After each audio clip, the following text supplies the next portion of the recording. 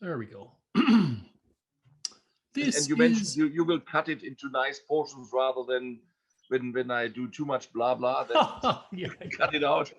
Don't worry, don't worry. This is Jamie Drummond for Good Food Revolution. Today I'm joined all the way from Martinborough, New Zealand, by winemaker Kai Schubert. How are you today, sir? Very good. Thanks very much. How are you? Good, good, good. Just been watching some rather crazy news from the US, but that's not for today's conversation. I see that you are sitting outdoors and enjoying, I guess your summer. It's well, the advantage of the southern hemisphere Yeah. these days that we enjoy the middle of our summer basically. And even so, today is a bit windy, so we'll see how often my computer will be blown away. But Okay. it's still a very nice day, and it's warm outside, and we almost feel that harvest is coming a little bit too soon because we had such beautiful weather this season, really. Right, right, right. Now you So are 2020, in a sense, will stay in our minds for so many reasons because obviously we harvest in 2021, but it started all in 2020, yeah. southern hemisphere, so it always spreads over 2 years. But yeah, it's 2020 was a different year and maybe even a historic year in sense of wine quality. But it's early days, so I shouldn't say that too loud yet. So you are a graduate of the Geisenheim Institute in Germany. How did a Yeah. gentleman from Geisenheim find himself in Martinborough, New Zealand? Well, basically, I'm not from a wine growing family, so wine started pretty much as a hobby. I was still at gymnasium or high school. It was actually I was 16 years old, so legal drinking age for wine and beer in Europe. And we did a school class trip to Alsace, and it was in famous Riquier, where I first ordered a bottle of wine with friends together for lunch, basically. And I was always interested in cuisine and good food, and well, I can't hide it either. Huh. And this was my first eye-opening experience, really, that wine and food, one plus one makes three, makes the greater combination. And then it started really only as a hobby. I was reading about wine, tasting wine, because initially I wanted to study photography and film and Oh, become famous in okay. Hollywood. But by the time I finished high school, I realized that not that many Germans actually made it to Hollywood. And maybe in that industry also there might be a few too many sharks for my personal taste. Okay. Till I I understand. realized that there's the odd shark in the wine industry too, actually. But I basically then decided to make my hobby my profession. I made an apprenticeship with Ernie Lozen of Dr. Lozen Estate from the Walter Yes, yeah, Valley, yeah, of course. and then studied at Geisenheim University.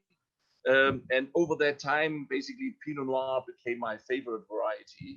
And so the idea was once I finish, I want to basically start my own Pinot Noir vineyard somewhere. And in Europe, of course, well, obviously Burgundy next door, but well, how to put it? La Tâche was not for sale, and Musigny we couldn't quite afford. I guess you could So have you could have gone back to Alsace. potentially, but I mean, in Europe, I mean, we looked in southern Germany, Baden, the other Of side of course, yeah. of Yeah, yeah. uh, of, of, of Alsace, also known for Pinot Noir. But the tricky thing is really to buy vineyard land. You can't just Yeah, buy a I field understand. and Yeah. then plant a vineyard. It has to be certified vineyard land, and then if there's a good block available, usually the local wineries they would know first, Yeah.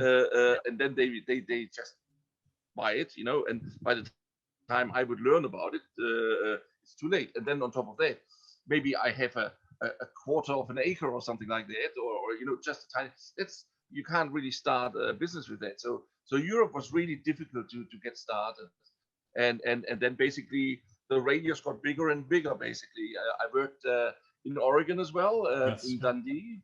There's a small winery called Cameron. Yeah. I And know it. what that was then really kind of focused on Oregon, maybe that could be a possibility. But funny enough, the vintage I worked there, I don't recall. It was like the early '90s, They called it afterwards the German vintage because it was the first time they had a lot of rain and botrytis in the vineyards, and with Pinot, obviously, not such just a good decimated idea. the Pinot. Yeah. And so then I became a little bit unsure about Oregon again, you know, like. And then, I mean, Mary and my partner, we know each other from Geisenheim.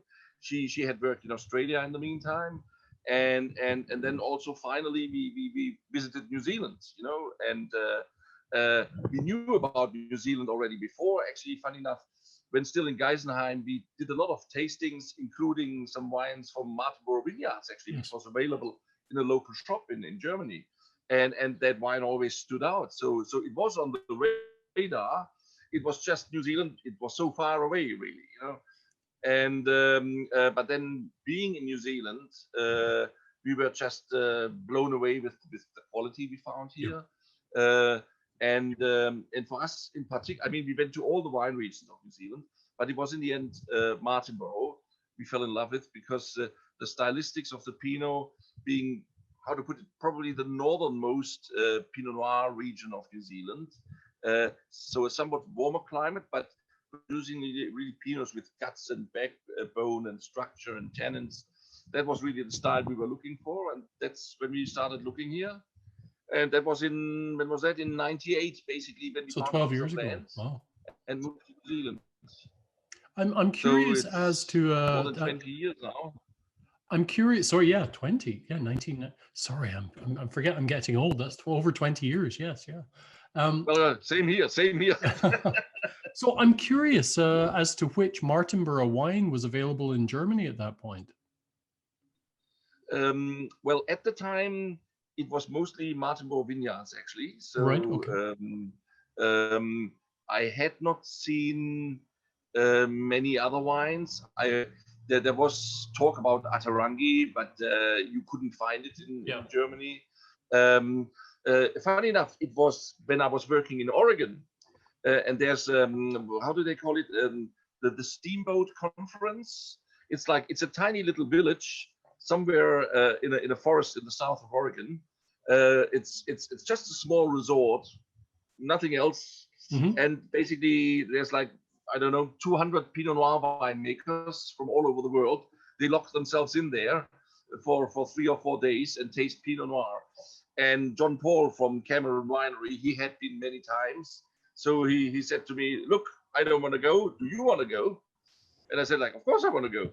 And that's where I actually first met Neil McCallum from Dry River Winery. And so he was attending that year. And it was, again, well, almost an indicator for us that we would have to move to New Zealand, because, I mean, the guys always placed me there on the table with the Europeans. So I was usually sitting on the table with all the guys from Burgundy. And my French is not too good, but I understood a little bit. And yet again, there was this other tasting where all the guys from Burgundy were so convinced that this one wine must be a Grand Cru from Burgundy. It was the best wine of the flight, and da da da da. And of course, it was not from Burgundy. It was Dry River from New Zealand, Martinborough. So of course, Neil McCallum smiling up to the ears. The French guys all a little bit upset. Of course, it wasn't the Burgundy. And for me, again, basically the news, like, we should really look at New Zealand, because I mean, that's really convincing quality, really. And as I mentioned, when we first then came to Martinborough and tasting all the wines from smaller producers that have never even exported, but the overall quality was really high. It basically was a message to us that there must be something right with the terroir, with the soil, with the climate, with everything, that everybody makes really such great quality wines. Because, well, after all, you need great grapes to make great wine. We can't do miracles in the winery. We can only keep the quality that we get from the vineyard. And there must be something very special in Martinborough that it allows people to make such great Pinot. And today we know the little secret. It's the naturally low yields we have in Martinborough, because this wind we have today in the vineyard, in combination with the sun, plus late frost in springtime, and then at nighttime, oopsie daisy, it goes away my computer again. we can have like 30 degrees in a day, but only 5 degrees at nighttime. So this temperature fluctuation reduces the yields and causes a modification in the plant growth, almost like everything grows a little smaller and tighter. So when we have low yields, it doesn't mean we have less quantity of grapes, but we have smaller grapes and smaller berries. And therefore we have basically a different ratio between skin and juice. So because a smaller berry has more surface area or more skin per juice unit than a big berry. And that really produces the outstanding quality of Martinborough. Or in other words, that's also why none of the big commercial companies ever settled in Martinborough. Yeah. Because if you aim to make a wine for a certain price point in the supermarket, Martinborough is not the right place. Because, I mean, if we have 4 tons per hectare with Pinot Noir, and that's without green harvest, you know, it's like, that's just the natural yield in there. For other people, that would be too low. For us, it's just perfect. You know, that's what we want. But for them to produce a commercial wine, it wouldn't be enough. You know, I mean, they would look at least twice as much or something like that. Of course. And that is not achievable in Martinborough, and therefore it's usually only small boutique kind of growers here, focusing on the premium market. Although my friends down on the South Island will dislike me intensely for this, my palate has always been drawn to the wines of Martinborough ever since I visited, it's for the Wellington Pinot Noir Conference about 11 years ago. And with that in mind, I'm tasting your Block B right now. What for you typifies a Pinot Noir from Martinborough? Because, as I mentioned earlier, we are slightly warmer as opposed to the other regions which are further south. Yes. So personally, and probably some of my colleagues will kill me when they see this, but in general, I would say the further south you go, the more primary fruit-driven the wines become. And again, it's every generalization is of course wrong, because in some side valley somewhere in Central Otago is very different to something else again. So, but overall, I would say Martinborough just has, because of the low yields and the harsh climate, more guts and more of those, I would call them forest flory, gamey, meaty, kind of spicy, gamey characters. Whilst further south you go, it becomes more primary fruit driven, and then, I mean, it depends also on the winemaking style, of course, because I see a lot. What I'm sometimes looking for in a wine is, for some other people, they don't like it so much. They like more the primary straight fruit characters of a wine. But on the other hand, sometimes to be really evil, say like, I don't want to have fruit juice with alcohol, you know. So I want something more complex. I mean, wine for me had always been a companion with cuisine, and so I need those linkage points with the wine. Like, I want those gamey, meaty, spicy aromas, because if it's only fruity, I'm going to have to pair it with a fruit salad, and that's not really what I want to pair it. Well, something that is certainly not alcohol and fruit juice is this Block B 2017 Pinot Noir, which is available in Ontario right now. I'm tasting this, and I haven't tasted a wine like this for quite some time. I don't have great access to Martinborough Pinot Noir out in the country here. So this is a real delight. Maybe we should talk to the monopoly. I wish I had some influence there, I'll tell you that.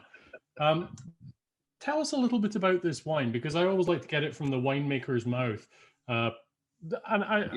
Some people say you should never taste wine with a winemaker when you're going to write about it, but I don't believe that. I always like to hear what the winemaker has to say. Well, I'm sometimes the worst critic of the wine, you know. So let's hear your critique. But Block B is basically a block within the Marian's Vineyard. So we have our 2 top Pinot Noirs are the Marian's Vineyard and the Block B. And basically the Marian's Vineyard is separated in 4 blocks, A, B, C, D. Yep. Not very romantic names. But it's only in Block B where we have planted the Dijon clones. Oh, okay. Whilst the rest of the vineyard is planted with so-called Abel and Pomar and a little bit of 10 by 5. Yep. So, and initially we didn't even plan to make two different styles of Pinot. We just thought like we want to have a certain selection of clones to gain complexity. But then when we had, I mean, all the clones, of course, you have to harvest separately because they ripen at different times. So first would be the Pomar clone. Then we do the Dijon clones, and actually the last is actually the Abel. So when we tasted the wines in the barrels, all individual clones, we felt that the Dijon clones were very different to the Abel and Pomar. Abel and Pomar being more red fruit, very fine, elegant tannin structure, and almost a more feminine, elegant kind of wine. Whilst the Dijon clones in the Block B were more robust, big tannins, almost a bit shy when young. So like 17 is still kind of a young vintage. So it takes a little while to wake up. Marian's usually is always a pleaser straight away, whilst the Block B needs a little bit time to wake up or to develop, but shows a lot more body and stature and structure as opposed to the Marian's. And again, it's not about better or worse. It's only a different style, and that's why we keep them separate, because we felt if we put it together, we would lose those individual characters. It's really quite delightful. As I said, I haven't tasted a wine like this for quite some time, and I'd like to get your thoughts on this. I've actually been following the biodynamic calendar quite carefully recently.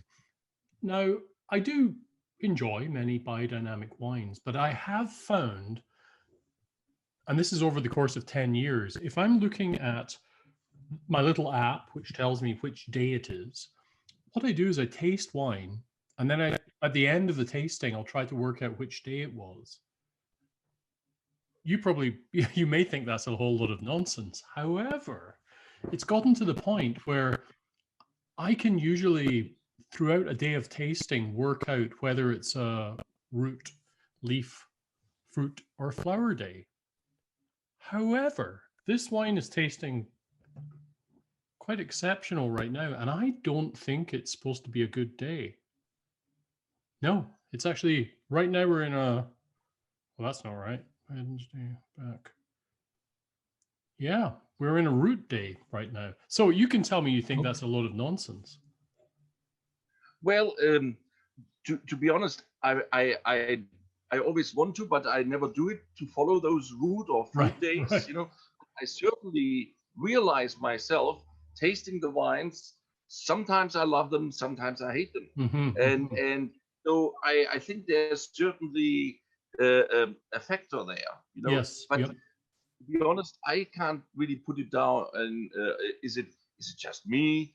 Is it what meal I had before? Did I have a coffee just before, and that's why it doesn't work? Or I mean,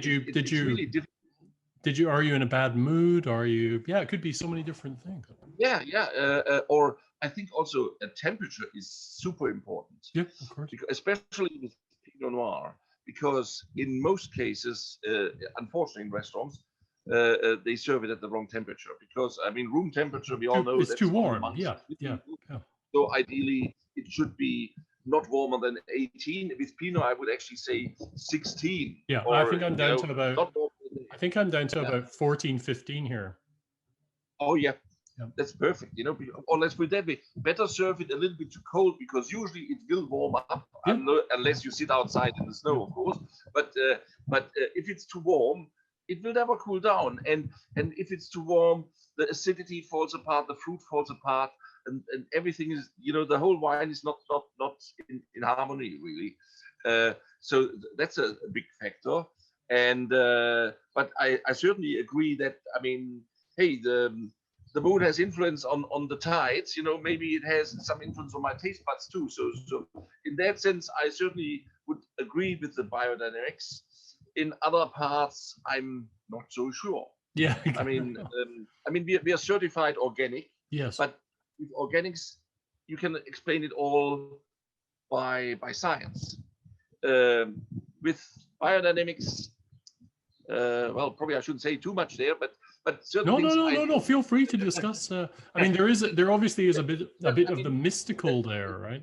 To give you an example, in the hope that nobody will kill me afterwards, I visited another winery in Europe. Let's put it that way, and we share the same importer somewhere, and they are very strong in biodynamics. Mm-hmm. And so I thought, like, I want to learn more about it. And so I went there and visited them, and very nice with them, and we tasted the wines. And then I asked the questions. I said, please tell me more. I want to understand the how it works with the biodynamics. And please don't give me the tourist version. Please tell me from winemaker to winemaker. Yeah. Yes. How are your thoughts?